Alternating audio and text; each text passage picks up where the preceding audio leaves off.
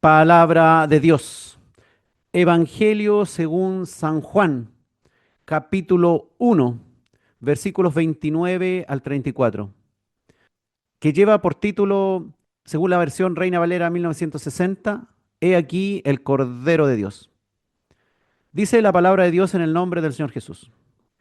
El siguiente día vio Juan a Jesús que venía a él y dijo, He aquí el Cordero de Dios, que quita el pecado del mundo. Este es aquel de quien yo dije, después de mí viene un varón, el cual es antes de mí, porque era primero que yo.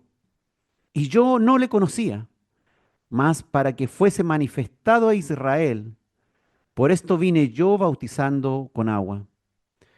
También dio Juan testimonio diciendo, Vi al Espíritu que descendía del cielo como paloma y permaneció sobre él. Y yo no le conocía, pero el que me envió a bautizar con agua, aquel me dijo, sobre quien veas descender el Espíritu y que permanece sobre él, ese es el que bautiza con el Espíritu Santo. Y yo le vi y he dado testimonio de que este es el Hijo de Dios. Muchos no entienden lo que parecen ser ciertas contradicciones que aparecen a lo largo y ancho de las Escrituras. Por ejemplo, Jesús es Dios, pero también Jesús es hombre. ¿Cómo esto que Dios puede ser hombre o un hombre puede ser Dios? Jesús es la puerta, pero también es el camino que hay después de esa puerta. ¿Cómo puede ser eso? Jesús es el juez, pero también es el abogado. ¿Cómo es eso? Jesús es el pastor de las ovejas, pero también es el cordero que es sacrificado. ¿Puede acaso Dios ser el pastor y ser el cordero? Jesús es el nombre del Hijo, pero también Jesús es el nombre del Padre. Jesús es el que está sentado en el trono, pero también es el cordero inmolado ahí en Apocalipsis. Y por estas ciertas incongruencias, muchos no entienden, se niegan a entender lo que resulta incomprensible según la sabiduría humana. Pelean unos con otros porque piensan que no es posible que todo sea de esta forma tan contradictoria de repente. A veces tan opuestos lo uno del otro. Esto ocurre porque el ser humano, con su mente limitada y finita, no puede comprender lo eterno. No podemos comprender lo infinito, lo que no tiene límite en el universo. Nosotros no somos eternos, no podemos comprender lo que significa la eternidad. El hombre puede llegar a conocer a Dios, claro que sí, en parte, porque verdaderamente innumerables cosas no las podemos entender ni no las podemos soportar en este tiempo. Y hoy día veremos el Cordero de Dios que quita el pecado del mundo, el mismo que es el pastor de las ovejas. Juan capítulo 1, versículo 29 dice, el siguiente día vio Juan a Jesús que venía a él y dijo, He aquí el Cordero de Dios que quita el pecado del mundo. Juan estaba bautizando, según vimos en el estudio pasado, en Betábara, al otro lado del Jordán. Esto es al oriente del río Jordán. El día anterior, según relata Juan el evangelista, había venido a Juan el Bautista, sacerdote y levitas enviados por el Sanedrín a consultarle sobre quién era él o quién se creía. Juan el Bautista le dijo que él no era el Cristo, que no era Elías, que no era el profeta anunciado por la ley de Moisés. Y luego de esta visita hecha por los sacerdotes y levitas, dice la Escritura, según el evangelista Juan, que Jesús vino al río Jordán para ser bautizado por el Bautista. Aunque aquí en este texto, hermano, de Juan no se menciona público alguno, pero se entiende, y según los otros textos paralelos de los evangelios, que Juan les habla a la multitud y confirma lo que ha venido predicando hace tiempo todos los días. Considerando que ellos hablaban en lenguaje arameo, el término traducido como cordero significaba también niño o siervo. Jesús es el cordero de Dios, es el niño de Dios, es el siervo de Dios, en lenguaje arameo. llevando a algunos a traducirlo como siervo de Dios, sencillamente, un título mesiánico. El Bautista llamó a Cristo el Cordero de Dios o el Siervo de Dios. Un título que implica algo más que la mansedumbre y la humildad de un cordero que también tenía, por supuesto, la personalidad de Jesús. Esto es cierto, pero solo una parte de la verdad. Cristo fue la víctima principal ofrecida para la expiación del pecado. Eso significa. Como prefiguraron los sacrificios en el templo, y lo anunció también el profeta Isaías, ahí en Isaías 53:7. Unos 700 años antes de Cristo, Isaías profetizó que el Mesías, el siervo de Dios, sería ofrecido como un cordero para expiar los pecados de las personas. Y Jesús, nuestro Dios, es el cordero de Dios. Siendo Dios, se hizo carne, siendo el único y gran Dios. Vino a nosotros en una forma más diminuta, en un hombre, pero teniendo todos los atributos de Dios. Tal como lo simbolizó el Cordero Pascual en Egipto, así se presentó el Dios Todopoderoso, el Verbo hecho carne. Jesús es el Cordero que Dios proveyó a Abraham por su fe. Es lo que Dios ha provisto para el mundo pecador. Dios ha provisto un Cordero por la fe de los que han creído. Para el holocausto en el monte Moriah, Dios proveyó un cordero a Abraham para que no sacrificara a su hijo. Ese cordero que Dios proveyó es una imagen del cordero que Dios proveyó ahí en el monte Calvario como holocausto por nuestros pecados. Al meditar en Cristo, primero debemos verlo como el cordero de Dios. Debemos servirles, claro, con fidelidad como maestro. Debemos obedecerle como rey que es. Debemos estudiar sus enseñanzas como profeta. Debemos desear su regreso como redentor. Pero sin embargo, por encima de todo, debemos exaltar a Cristo como el Cordero de Dios que fue sacrificado por nosotros. Y pongamos en Él todo nuestro peso de culpa.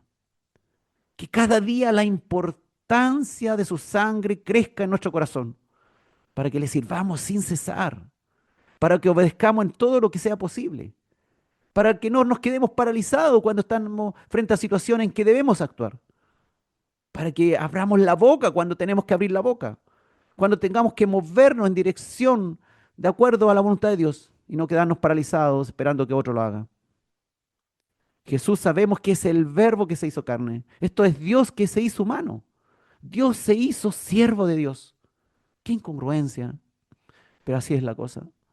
El gran pastor de las ovejas se hizo el cordero pascual, el que iría al sacrificio, porque Dios mismo había establecido que la paga del pecado era muerte y que si no había derramamiento de sangre, no habría remisión de pecados. Entonces tenía que ser derramada la sangre de un cordero para que hubiera remisión de pecados. Si un cordero era sacrificado en la Pascua y derramaba su sangre, entonces Dios perdonaba los pecados de su pueblo escogido, de Israel. Jesús es el que viene al mundo como el siervo sufriente de Isaías. Isaías 52:13, unos 700 años antes de Cristo, ya lo había declarado así. He aquí que mi siervo será prosperado, será engrandecido y exaltado, y será puesto muy en alto, el siervo de Dios. Isaías 53:7 también dice, angustiado este siervo y afligido, no abrió su boca. Como cordero, como cordero fue llevado al matadero y como oveja delante de sus trasquiladores, enmudeció y no abrió su boca. Ese cordero de Isaías es nuestro Dios y Salvador Jesús. Isaías 53:4 también decía, ciertamente Él llevó nuestras enfermedades, sufrió nuestros dolores, y nosotros le tuvimos por azotado, por herido de Dios y abatido. También el apóstol Pablo, ahí en 1 Corintios capítulo 5, versículo 7, dice, limpiaos pues de la vieja levadura, para que seáis nueva casa, sin levadura como sois, porque nuestra Pascua, que es Cristo, ya fue sacrificada por nosotros. Nosotros sabemos que este trabajo ya está hecho. 2000 años después de cuando fue hecho este trabajo, nosotros vinimos a nacer, vinimos a pecar, nos convertimos en pecadores profesionales.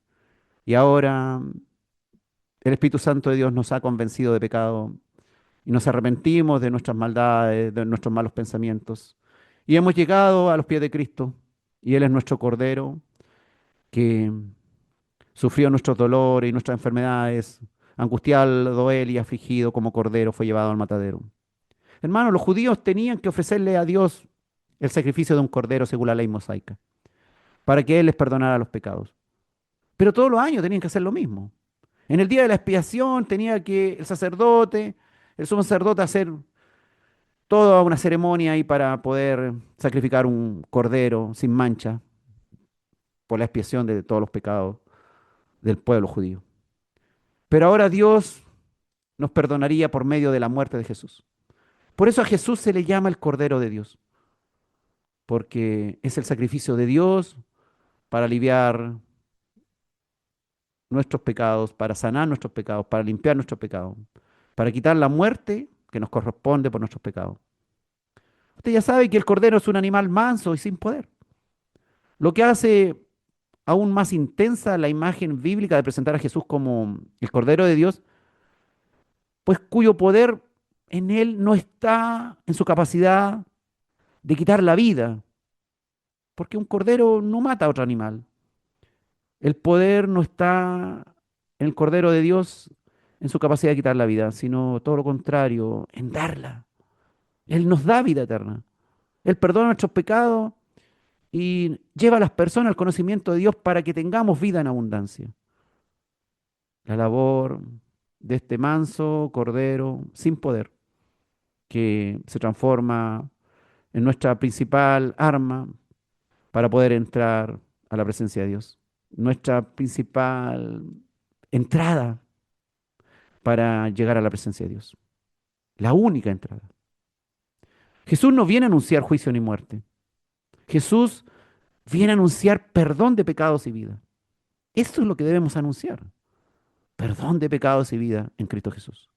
Él no trae en este momento fuego destructor del juicio, sino el fuego purificador y vivificante del Espíritu Santo. Ciertamente, hermano, esto es complejo, no es fácil. Algunos tendrá que predicársele de una manera, otros de otra.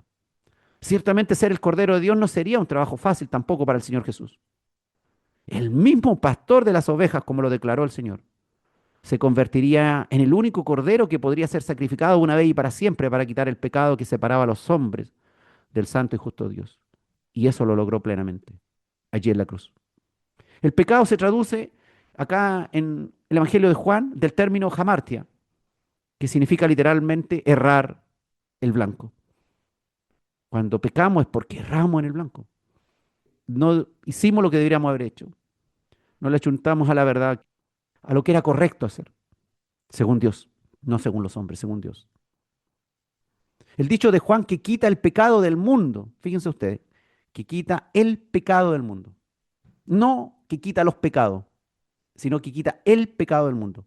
Recuerda la afirmación de Isaías, cuando decía ahí en Isaías 53:12, que llevó el pecado de muchos.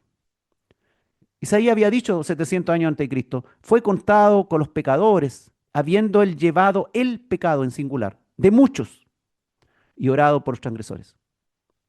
Pero Juan no habla del pecado de muchos, sino habla del pecado ahora del mundo. No el pecado de muchos, sino el pecado del mundo. No se habla de pecados en plural, sino del pecado en singular y con el artículo, el pecado.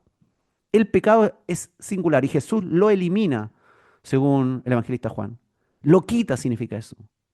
Juan no se refiere a los pecados en forma personal o específica, sino al pecado del mundo, a la maldición, a la esclavitud del pecado, al pecado dominando sobre el mundo. Eso lo quita, lo quitó el Señor ahí en la cruz. Se puede ampliar entonces el sentido traduciendo que Él arroja lejos el peso del pecado de toda la humanidad. Según el texto de Isaías, Isaías decía que Él había llevado el pecado de muchos. Y el pueblo judío pensaba que era el pecado de ellos. Pero Juan aclara que no es solamente el pecado de los judíos, sino que es el pecado del mundo, de todos. Primera de Juan capítulo 2, versículo 2, en su carta, el mismo apóstol Juan dice con respecto al Señor Jesús: y Él es la propiciación por nuestros pecados, y no solamente por los nuestros, sino también por los de todo el mundo. porque los judíos pensaban que ellos eran el pueblo elegido y que no había nadie más. La sangre de los corderos sacrificados entonces en el tabernáculo o el templo simplemente cubrían el pecado, como declara Hebreos 10. Pero la sangre de Cristo quita el pecado. Los corderos que se ofrecían en los días del Antiguo Testamento eran solo por Israel, pero Cristo murió por los pecados de todo el mundo, no solo de Israel. Ahí hay una gran diferencia. La revelación de la palabra de Dios es progresiva. En eso debemos tener cuidado, porque si nos quedamos pegados en ciertos textos del Antiguo Testamento, empezaremos a hablar tonteras. Por eso que esto tiene que ser progresivo. La palabra de Dios tiene que entenderse del principio a fin. Tenemos que llegar al final a Apocalipsis para comprender quién es Jesús. Si nos quedamos pegados ahí en algún texto a mitad de camino, creeremos que Jesús es otra cosa. Jesucristo es el Cordero de Dios por excelencia y exclusividad, porque Dios aceptó la muerte de Jesucristo para nuestra salvación. Eso lo sabemos, hermano. O lo que es lo mismo, en cuanto Dios lo entregó a la muerte por nosotros. Entonces, como lo entregó a la muerte por nosotros, lo hizo Cordero, lo constituyó como el Cordero eterno de Dios. El pastor de las ovejas se convirtió en el Cordero eterno de Dios. El dicho de Juan que quita el pecado del mundo no se expresa, fíjense usted, tampoco como la palabra el que quitará el pecado del mundo, sino como el que quita el pecado del mundo en un tiempo presente, sugiriendo que esta acción es continua. Continuamente el Señor está quitando el pecado del mundo. El pecado no fue eliminado únicamente durante su padecimiento, sino que este proceso persiste hasta el presente. Aunque no es sacrificado de forma constante el Señor se sacrificó una sola vez y para siempre. Pues basta con una sola ofrenda por nuestros pecados. Pero Él continúa removiendo los pecados a través de su obra en la cruz. Por eso debemos ir a la presencia de Dios y orar cuando estamos en un pecado del cual nosotros sabemos muy bien que estamos en ese pecado, aunque nadie más se haya enterado. ¿Y por qué no dijo los pecados del mundo, sino el pecado del mundo en singular? Dijo únicamente pecado refiriéndose al pecado en sentido universal. Como decía, esta obra de Jesús tuvo una implicancia a nivel mundial. Se quita el pecado al género humano, significa eso. Cuando se cambia nuestra corrupción por la gloria de la incorrupción. Cuando dejamos de ser esclavos del pecado y somos libres para obedecer a Dios. Y no podemos estar libres de culpa hasta que nos libremos del cuerpo por medio de la muerte. ¿Me entiende? Jesús es el que quita el pecado del mundo y no otro, para que no crean los hombres o los sacerdotes hoy día, en la Iglesia Católica, por ejemplo, que son ellos los quienes quitan el pecado a otros hombres. No, Jesús, el Cordero de Dios, el que está quitando el pecado del mundo, no los hombres, Jesús. En cuanto al cambio de Isaías versus Juan, ¿qué podríamos decir? ¿Qué podríamos agregar además? El pecado de muchos versus el pecado del mundo. Según la concepción hebrea, los muchos del profeta Isaías equivalen a todo el mundo, según Juan. Los muchos que se beneficiarían de la obra de Dios. Para Juan significa que todo el mundo se beneficiaría. Es potencialmente beneficiable cualquier persona acá en la tierra. Así de simple. Cualquier pecador, independiente del peor pecado que haya cometido. No hay un pecado que haya cometido alguien acá en la tierra, ni aunque haya matado, ni aunque se haya hecho un aborto a una mujer, o alguien haya sido partícipe de eso, ni aunque haya cometido muchos fraudes, engaños, adulterios, fornicaciones de todo tipo. No hay ningún pecado que no sea cubierto por el sacrificio de Cristo. No es que sea algo contradictorio esto de el pecado de muchos versus el pecado del mundo. La Biblia contiene una revelación progresiva de la obra completa que Dios hará. Por eso debemos estudiarla.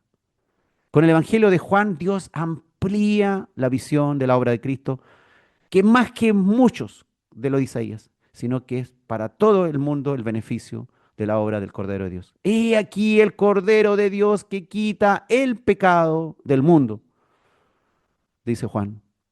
No dice, he aquí el Cordero de Dios que quita el pecado de muchos, sino, he aquí el Cordero de Dios que quita el pecado del mundo. Gloria a Dios. Dios pudiera haber quitado el pecado quitando al pecador. Era más fácil, ¿o no? Como quitó el pecado del viejo mundo con el diluvio en tiempo de Noé. Pero he aquí, Dios estableció una manera de quitar el pecado, salvando al pecador, haciendo pecado a su Hijo, haciéndole ofrenda por el pecado por nosotros. Él mismo, el Dios Todopoderoso, el Verbo, se hizo carne y él mismo se hizo pecado, haciéndose ofrenda por el pecado por nosotros. Maravilloso. Poder comprender esto, hermanos, nos alivia la tremenda carga, la tremenda culpa que podemos cargar durante años por haber sido tan pecadores, haber cometido tantas faltas durante mucho tiempo y sentirnos sucios, sentirnos que somos indignos, inmerecedores de cualquier perdón. No, no merecemos cualquier perdón, es verdad, pero el Señor ha querido, el Dios del universo, sacrificarse por ti para darte libertad, para darte vida en abundancia. Jesucristo, por lo tanto, es considerado claramente un Salvador, es el Salvador. Su propósito no fue convertirse en conquistador, en filósofo, simplemente un maestro de moral, sino brindar salvación, perdón a los pecadores arrepentidos. Realizó acciones que la humanidad no podría lograr por sí misma y que no pueden obtenerse mediante dinero, ni conocimiento científico, ni nada. Este acto del verbo hacerse carne y convertirse en cordero siendo el pastor se considera fundamental y necesario para la felicidad del ser humano. Vino el Señor Dios Todopoderoso para eliminar el pecado. Por lo tanto, Jesucristo salva completamente.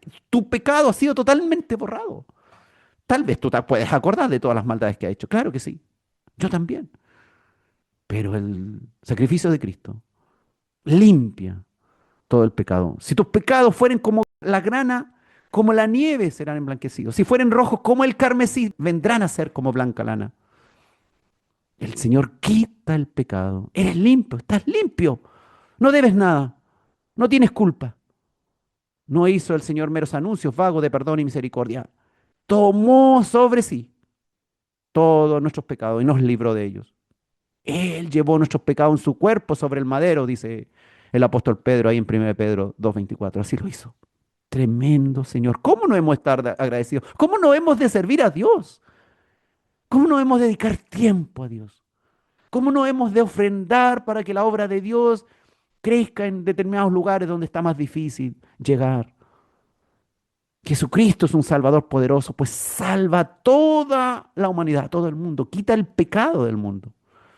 No murió solo por los judíos, sino también por los no judíos. No sufrió solo por unas pocas personas, sino por toda la humanidad. El pago que hizo en la cruz del Calvario fue más que suficiente para cubrir las deudas de todos. La sangre que derramó tiene poder y autoridad para lavar los pecados de todos. Su expiación fue suficiente para toda la humanidad, aunque solo es efectiva para los que creen y se arrepienten. Ahí está la salvación, pero es efectiva solo para los que creen y se arrepienten. La muerte de Jesús ofrece una salvación universal, gloria al Señor. Tremendo regalo de Dios, comparable a la extensión del pecado que abarca a todo el mundo. Esta salvación cambia la relación de toda la humanidad con Dios. Es posible, hermano, acceder a Dios directamente en una oración. Escuchar la palabra de Dios, podemos ser iluminados, entender lo que nos está pasando y hacia dónde tenemos que ir. Podemos entender cuáles son los planes de Dios para nuestra vida. Podemos entender cuáles son nuestros propósitos en esta vida. El mundo puede ser limpiado por Dios. Dios, Dios puede traer su reino al mundo y reinar sobre él. Y llegará aquel día que esto ocurrirá, hermano. El Cordero de Dios, el Cordero inmolado, se convertirá en león y rugirá fuerte. Y su rugido lo oirán todos, y todos sabrán quién es Jesucristo. Y nadie podrá sostenerse en pie sin doblar su rodilla ante el nombre de Jesús, ante el Cordero de Dios, que no solo es el pastor, sino también es el león de la tribu de Judá. Tremendo poder llegar a entender todas las cosas que mucha gente no puede comprender, le cuesta. Otra aparente incongruencia de las escrituras difícil de entender para algunos. Pastor, cordero, león, el mismo. Sí, el mismo. Padre, Hijo y Espíritu Santo, el mismo Dios, un solo Dios. Sí, un solo Dios que se nos ha manifestado de diversas formas. Jesucristo es un Salvador eterno. quita el pecado para siempre. Cada día lo quita todo el que cree en Él. Queda libre del pecado. Cada día limpia, cada día lava las almas de sus discípulos, que claman, que oran, que se arrepienten de lo mal que han actuado en estos últimos horas, en estos últimos días. Él concede nuevas bendiciones gracias a que Él renueva sus misericordias cada mañana. Él no dejó de trabajar por el bien de su pueblo cuando murió en la cruz. No. Él mora en el cielo, mora en la tierra, mora en todo sitio, mora como sacerdote, mora como abogado por su salvado y obra todavía. Y también será no solamente el sacerdote, el abogado, sino también es el juez. Otra incongruencia para muchos. Hoy puede limpiar todo tu pecado que te agobia o atormenta. ¿Sí? El rey, el rey puede limpiarte. No es al revés. No es que tú tienes que ir a lavarle los pies al rey. ¿No? El rey te lava los pies a ti primero. El rey nos lava primero los pies a nosotros. Los que veníamos del mundo, sucios, el rey nos lava los pies. El Cordero de Dios se ofrece para limpiarnos. Y dice Juan el capítulo 1, versículo 30. Este es aquel de quien yo dije, después de mí viene un varón, el cual es antes de mí, porque era primero que yo. Juan recuerda lo que ya había anunciado como profeta y ahora se estaba cumpliendo delante de sus ojos. Venía a él ese varón que era primero, es decir, era antes que Juan el Bautista naciera. Sí, eso nos habla la preexistencia de Jesús, pues Jesús como hombre nació 6 meses después que Juan el Bautista, pero era antes que Juan el Bautista porque tenía existencia previa a ser concebido en el vientre de María. Y era primero que Juan el Bautista también porque era mayor que él. Y que todo el éxito como profeta en tierra de Judea que tenía este semisalvaje que vivía ahí en el desierto y que atraía multitudes. Multitudes venían ante él. Seguidores tenía por muchos. El Instagram de, de Juan el Bautista hubiese estado lleno. Y viene un varón, un hombre. Viene un varón, después de mí viene un varón, dijo Juan el Bautista. Aunque este evangelio claramente afirma la divinidad de Jesús, Juan el Bautista no deja de afirmar que también era hombre. Viene un varón, viene un hombre después de mí. Para poder realizar el sacrificio perfecto por el pecado, Jesús tenía que ser totalmente hombre y totalmente Dios para que fuera santo. Fíjense usted lo que dijo Juan el Bautista. No dijo que fue creado antes que yo. No, no, porque Jesús no es creado, sino que era primero que yo. Primero que yo. Así de simple. Atienda el lenguaje, es cuidadosa la escritura. Era primero que yo. No era creado antes que yo, sino que era primero que yo. Porque Jesús no es un ser creado antes que Juan, como mienten algunas sectas, como los testigos de Jehová.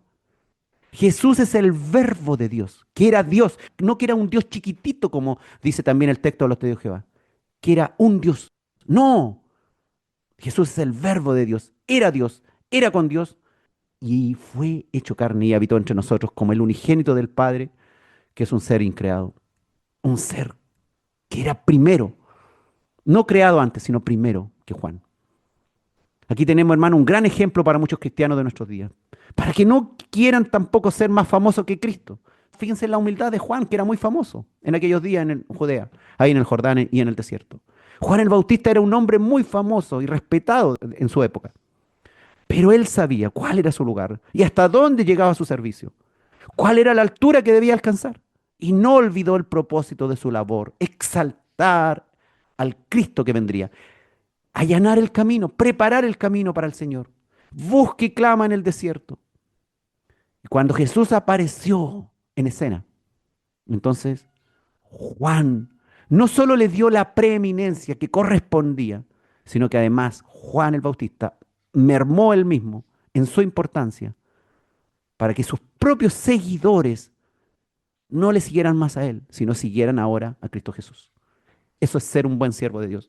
Porque hoy día usted ya sabe, hay muchos siervos de Dios que están llenos de seguidores y quieren ser más famosos que el mismo Señor Jesús. Juan el capítulo 1, versículo 31 dice, y yo no le conocía más para que fuese manifestado a Israel, Por esto vine yo bautizando en agua. Y ahí Juan nuevamente explica su misión. Juan el Bautista insiste que él no le conocía. Pero recuerde, Juan en la carne eran con Jesús hijos de dos primas, María y Elizabeth. Elizabeth, la madre de Juan, era prima de María, la madre de Jesús. Pero dice que no le conocía.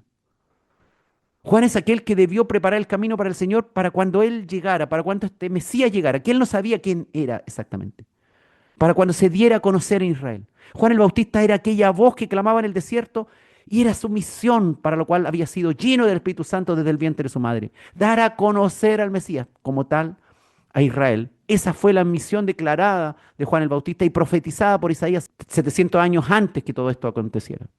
Y dice Juan, y yo no le conocía. Así dice el Bautista. Para que no parezca que él da testimonio de él por su parentesco según la carne. No, no es que estoy preparando el camino para mi primo. No, el Bautista, que era primo en segundo grado de Jesús, dice, y yo no le conocía. Y según la razón natural sucedió así, porque Juan había estado siempre, entendemos, en el desierto, fue apartado. Y el Señor Jesús nació allá, usted sabe, en Belén, y luego huyó a Egipto, y luego regresó a Nazaret de Galilea, y no se conocieron seguramente durante toda su vida. De aquí se deduce que aquellos milagros, incluso, hermanos, que algunos dicen haber hecho Jesús en su niñez, son mentiras. La Iglesia Católica predica también esto, como que Jesús hacía milagros. Porque si Jesús hubiera hecho milagros desde su niñez, piensen eso. Si Jesús hubiera hecho milagros desde su niñez, nadie lo hubiese desconocido, ni aun el Bautista se hubiese enterado, ni la gente hubiese necesitado de un precursor del Mesías, porque todos hubiesen dicho, no, si nosotros sabemos que ahí en Galilea hay un niño que hace milagros. No, no lo conocían.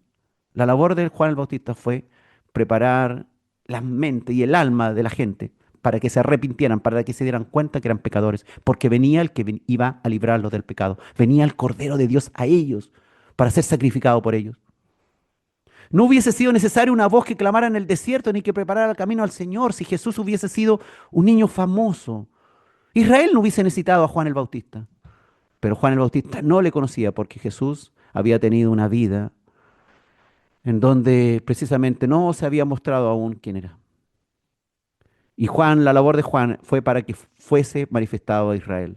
El Evangelio de Juan quiere decir que el testimonio del Bautista en favor de Jesús se dirige en primer término a Israel, al antiguo pueblo de Dios, a fin de que todos le conocieran como su Mesías, como aquel anunciado por las Escrituras que ellos habían conservado por siglos.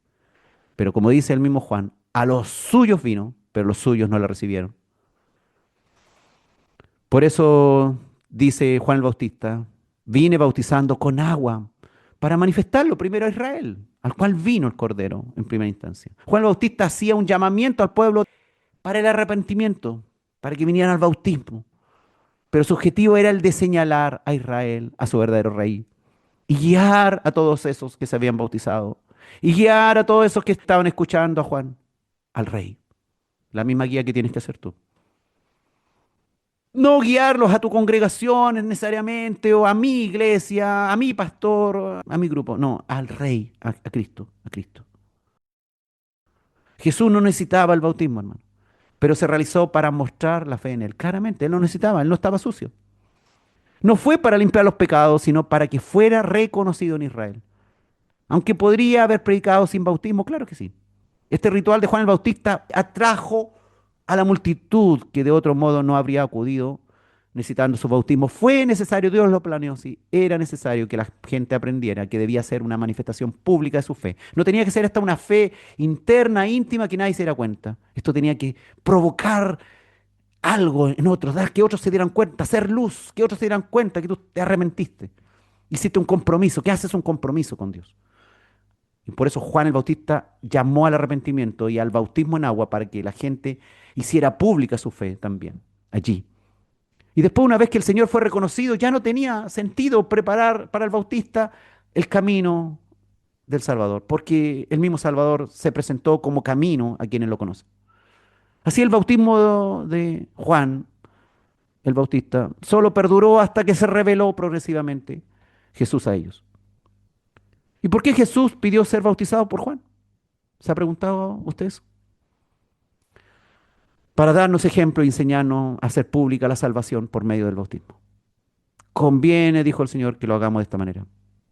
Jesús recibió el bautismo de su siervo Juan. Sí, el rey fue bautizado por su siervo. Pero los que fueron bautizados con el bautismo del siervo Juan el Bautista, convenía también que fuesen bautizados con el bautismo verdadero, principal del Señor Jesús, el bautismo del Espíritu Santo. Porque los que son bautizados con el bautismo del Señor, el bautismo del Espíritu Santo, ya no necesitan del bautismo del siervo Juan. Por eso que cuando usted ve los libros en el Nuevo Testamento, el libro de los Hechos de los Apóstoles, habían algunos que solamente conocían el bautismo de Juan y se habían bautizado y pensaban que con eso estaban listos. Pero no vinieron los apóstoles y dijeron, no, tienes que bautizarte en el nombre de Jesús para que recibas el Espíritu Santo. Porque así con el puro bautismo de arrepentimiento, sin bautizarse en el nombre de Jesús, sin invocar que el Espíritu Santo viniera hacia ellos y los llenara, no iba a pasar nada.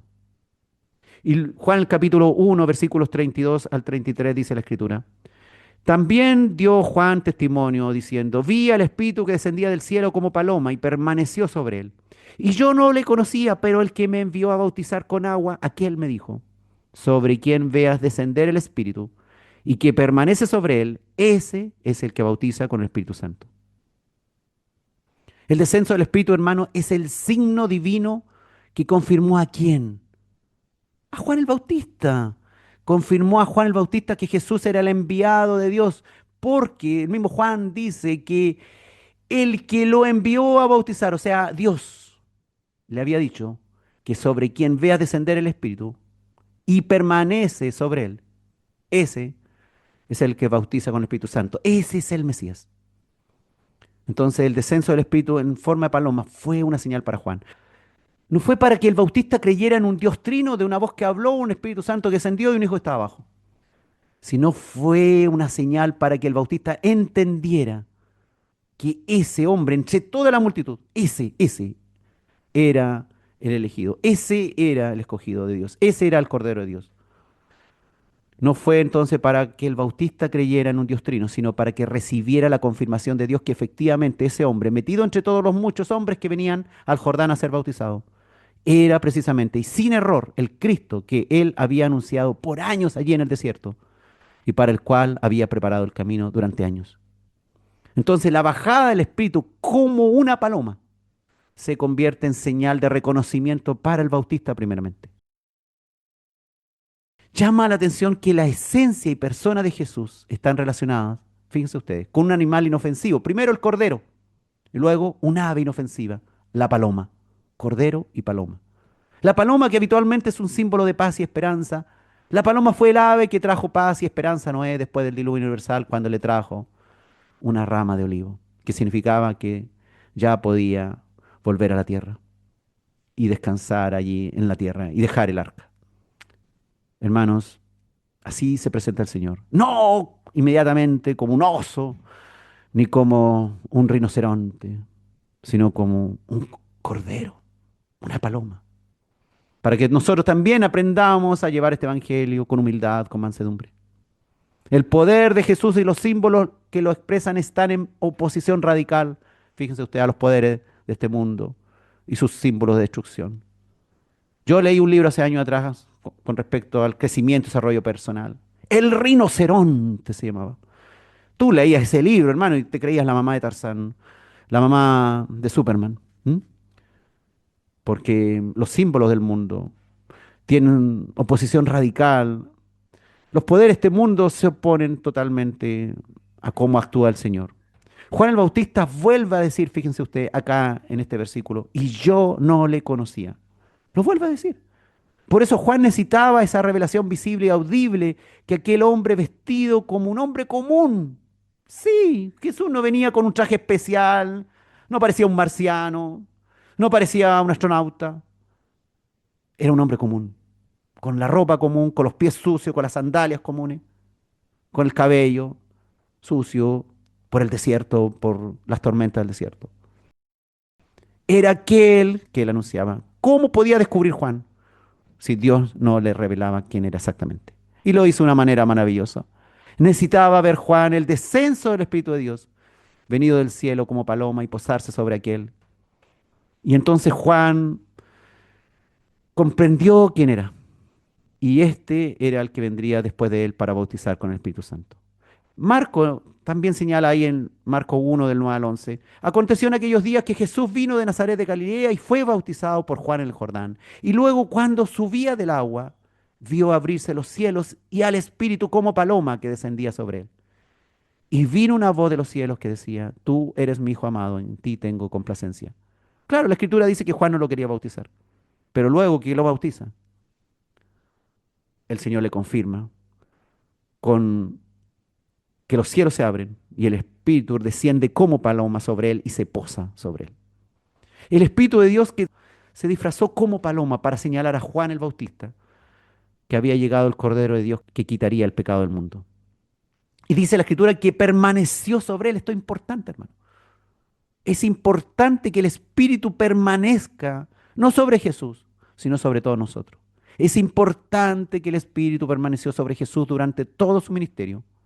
Y Jesús es aquel portador del Espíritu mesiánico del cual habla Isaías 61:1, cuando dijo el profeta, el Espíritu de Jehová el Señor está sobre mí, está sobre mí, está en tiempo presente, activo, está sobre mí, porque me ungió Jehová. Así pudiéramos declarar, hermano, el Espíritu de Dios está sobre mí cada día. Si cada día pudiéramos, en cada cosa que hacemos, oh, que estaríamos bien haciendo las cosas. El problema es que somos porfiados y testarudos. Y un día tenemos el espíritu ahí revoloteando en la forma de paloma. Y a la semana siguiente tenemos ahí los buitres que andan revoloteando alrededor de nuestra cabeza. Tenemos que ser constantes en el Señor. La constancia. Sé que tenemos problemas, hermano. Sé que tenemos dificultades en el día a día. De todo tipo, emocional, económica, de salud, etcétera. Pero el Espíritu de Jehová, el Señor, debe estar sobre ti, porque te ha ungido Jehová, tal cual ungió a Jesús primeramente. Mateo también capítulo 3, versículo 3 al 17 dice, entonces Jesús vino de Galilea a Juan, al Jordán, para ser bautizado por él, mas Juan se le oponía diciendo, esta es la parte que yo le contaba, yo necesito ser bautizado por ti y tú vienes a mí. Pero Jesús le respondió, deja ahora porque así conviene que cumplamos toda justicia. Entonces le dejó y Jesús después que fue bautizado subió luego del agua y aquí que los cielos le fueron abiertos y vio al Espíritu de Dios que descendía como paloma y venía sobre él y hubo una voz de los cielos que decía, este es mi Hijo amado en quien tengo complacencia. Jesús se hace bautizar, aunque no lo necesitaba en modo alguno. Y desde luego lo hace porque quiere, porque dice que conviene cumplir la voluntad de Dios sin restricción alguna. Hay cosas que nos van a parecer absurdas. No es necesario que lo haga. Yo ya sé lo que tengo que hacer. El Señor vea la obediencia que nos muestra nuestro Dios. Conviene hacerlo, le dice el Señor. Marcos señala que fue Jesús quien vio los cielos abiertos y vio lo mismo que vio Juan, descender el Espíritu de Dios sobre él como paloma. Y agregó que se oyó una voz desde los cielos de parte de Dios que lo señalaba como el Hijo amado, en quien se complacía constantemente. Esto es muy importante, pues Dios reconoce a aquel hombre como su ungido, el que será lleno del Espíritu Santo. Es el cumplimiento, como decía, de la profecía de Isaías con respecto al siervo escogido del Señor. Isaías 42:1, otro texto. He aquí mi siervo, yo le sostendré, mi escogido, en quien mi alma tiene contentamiento. He puesto sobre él mi espíritu, sobre él mi espíritu. Él traerá justicia a las naciones. Recuerda usted también Isaías, el mismo profeta, profetizando sobre el reinado justo del Mesías. En Isaías 11, versículo 1 y 2, dice la Escritura, saldrá una vara al tronco de Isaí y un vástago retoñará de sus raíces. Y reposará sobre él el espíritu de Jehová. Lucas 3, también 21 al 22, dice la Escritura, cuenta este evangelista con respecto a este mismo hecho. Aconteció que cuando todo el pueblo se bautizaba, aquí estaba toda la gente, ¿se da cuenta? También Jesús fue bautizado, entre medio de toda esa gente. Y orando, el cielo se abrió y descendió el Espíritu Santo sobre él en forma corporal, como paloma. Aquí lo lo aclara que es algo corporal, no fue algo etéreo, algo corporal, como paloma. Y vino una voz del cielo que decía, tú eres mi hijo amado, en ti tengo complacencia. Se recibe, hermano, ese espíritu no esporádicamente como a los jueces o profetas del Antiguo Testamento, sino que el discípulo de Cristo recibe el espíritu de una vez y para siempre. Y por ello puede comunicarlo a los demás. El bautismo que hacía Juan era una declaración pública de arrepentimiento por ser pecador. Pero luego de ese bautismo de Juan venía uno mejor. Venía el bautismo del Espíritu Santo, que es mucho más provechoso. Jesús era el que venía para bautizar en el Espíritu Santo. Necesitábamos a Jesús. Por eso repito, cuando habían unos que, ahí en el libro de los Hechos, que solamente habían recibido el bautismo de Juan, vinieron los apóstoles y lo bautizaron en el nombre de Jesús para que fuera también bautizado en el Espíritu Santo. En Pentecostés, recuerden ustedes, el bautismo del Espíritu Santo inauguró una nueva época, la época de la iglesia. Los nuevos discípulos de Cristo fueron bautizados por Pedro y los demás apóstoles en el nombre de Jesucristo para perdón de sus pecados. Y todos fueron bautizados en un solo espíritu, el Espíritu de Dios, que es el mismo espíritu que permaneció sobre Jesús, hombre, durante su ministerio. Y es el mismo espíritu que permanece hoy sobre nosotros, que debe permanecer. Nosotros debemos permanecer con ese espíritu en nosotros. Debemos llenarnos, buscar la llenura del Espíritu Santo, hermano. Buscarla. Si nos sentimos débiles, debemos buscarla. ¿Dónde la vamos a buscar? ¿En la televisión? ¿La vamos a buscar en otro lugar, en un estadio, cualquiera? ¿En una entretención, en el trabajo? Debemos buscarla, la llenura del Espíritu Santo. Este es el que bautiza, dijo repitiendo las palabras del Padre, con el Espíritu Santo. Ese bautismo no es el del agua y por lo tanto no se celebra por medio de una inmersión. No puede ser administrado por hombre alguno el bautismo del Espíritu Santo. Solo el verdadero jefe, la cabeza de la iglesia, el Señor Jesús, puede conceder el bautismo del Espíritu Santo. Es el Espíritu de Cristo en nosotros. Es el mismo Dios. Es el mismo Dios. No nos enredemos más. Es el mismo Dios. Es la inoculación de la gracia en el corazón humano. Y es lo mismo que se llama el nuevo nacimiento espiritual. No consiste pues en ritos exteriores que de nada aprovechan, que uno lo hacen de una forma, el otro lo hacen de otra, sino en el cambio de corazón. Todo un proceso transformador de la vida del pecador arrepentido. Todos los días transformándote, arrepintiéndote, cambiando, siendo diferente, corrigiendo tus errores. Todos los días. Un trabajo que se acaba con nuestra muerte. Es en parte el mismo bautismo que recibió el ladrón penitente. Fíjense ustedes, el ladrón penitente y la cruz. Nadie lo bautizó con agua. Cuando reconoció sus muchos pecados y culpa y se arrepintió en aquella hora, ¿por qué fue? Fue por obra del Espíritu Santo de Dios que obró en él para que se arrepintiera. Desgraciadamente, hermanos, miles de creyentes discuten fuertemente acerca de la forma como deben bautizarse por inmersión, que era agua corriendo, que era un agua río, que no se puede en una laguna, que no se puede en una tina, que tiene que ser con agua viva, que esté fluyendo. Se olvidan del bautismo del Espíritu Santo, que es lo más importante. ¿Hay que hacer el bautismo en agua? Claro que sí, pero el más importante, ese bautismo que recibimos de parte de Dios, que es el que nos transforma. Otros han oído el nombre de Jesús y creen saber mucho del nombre de Jesús en la teoría, pero jamás han acudido a Él para que sus pecados sean perdonados o su vida sea transformada. Es lo mismo. Cada uno debe examinarse interiormente también al fin de ver su renovación, si realmente estamos siendo renovados o estamos volviendo para atrás. Cada uno debe examinar su fortaleza de fe en Jesús y la llenura del Espíritu Santo, porque el Espíritu debe permanecer sobre nosotros, tal cual permaneció sobre el Señor Jesús. Y finalmente el versículo de hoy dice, Juan capítulo 1, versículo 34. Y yo le vi y he dado testimonio de que este es el Hijo de Dios. Juan afirma, yo le he visto y he dado testimonio. El verbo griego indica que lo que Juan presenció sigue impactando su vida. Esa visión de haberlo visto sigue impactando su mente. Y su testimonio ha sido entregado a otros. Eso es lo que dice Juan. Eso es lo que también debe ocurrir en nosotros.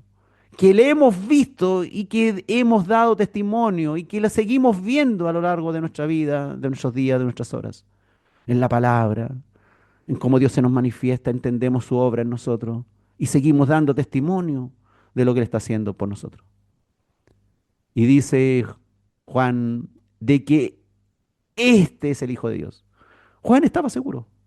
Nuevamente Juan afirma la deidad de Jesús, tal cual comenzó acá el Evangelio, que este es el verbo que se hizo carne, era en principio con Dios y era Dios, y que luego ese verbo vino a nosotros como el Cordero de Dios.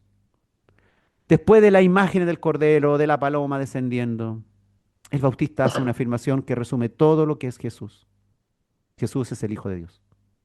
Este Evangelio de Juan, hermano, presenta a Jesús como el Hijo de Dios desde el principio de la narración.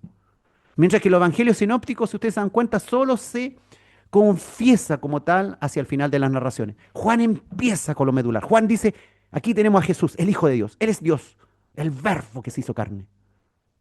Y los otros evangelios, al final, se viene a entender que este, efectivamente, era el Hijo de Dios, el Mesías. Para el evangelista Juan, toda la historia que narra está partiendo de la divinidad de Jesús. El Hijo de Dios que se ha hecho carne revela al Padre el camino de salvación desde su plena humanidad. En el transcurso de este Evangelio iremos profundizando esta revelación que hace el apóstol Juan del Hijo de Dios. Ya sabemos finalmente, hermanos, que la tarea de Juan el Bautista era guiar a la gente hacia Cristo que esperaban. Hoy muchos andan desorientados en búsqueda de algo, de alguien que les dé seguridad en un mundo inseguro. ¿Cuál es tu labor? ¿Cuál es nuestra labor como discípulos? Es guiarlos a Cristo. Guiarlos a Cristo y mostrarle que Él es el Cordero de Dios que quita el pecado del mundo. Que Él es el que buscan en otros sitios equivocados. Él acá, aquí en la Escritura. Mientras tanto, y en todo tiempo, tenemos que salir a buscar personas que no conozcan al Cordero de Dios que quita el pecado del mundo. Y dar nosotros testimonio de que Él es el Hijo de Dios por derecho propio.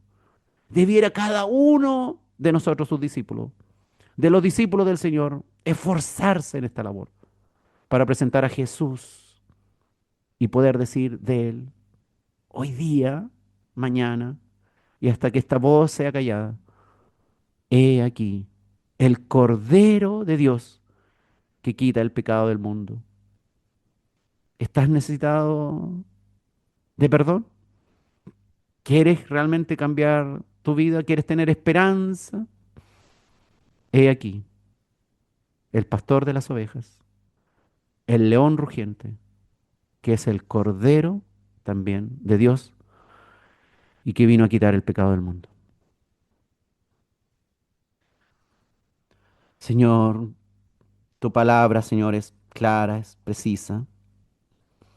Vivimos en un mundo convulsionado donde la gente busca el cordero en otro lado. Y no necesariamente el cordero, buscan el león, buscan el rinoceronte, buscan el oso, buscan el águila. Mas tú te presentas como cordero y como paloma.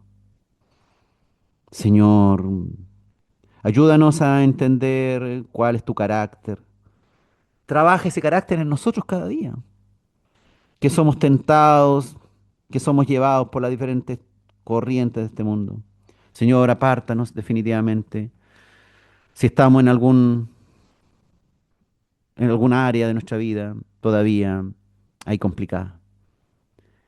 Señor, ayúdanos a comprender la importancia de que tu Espíritu permanezca sobre nosotros.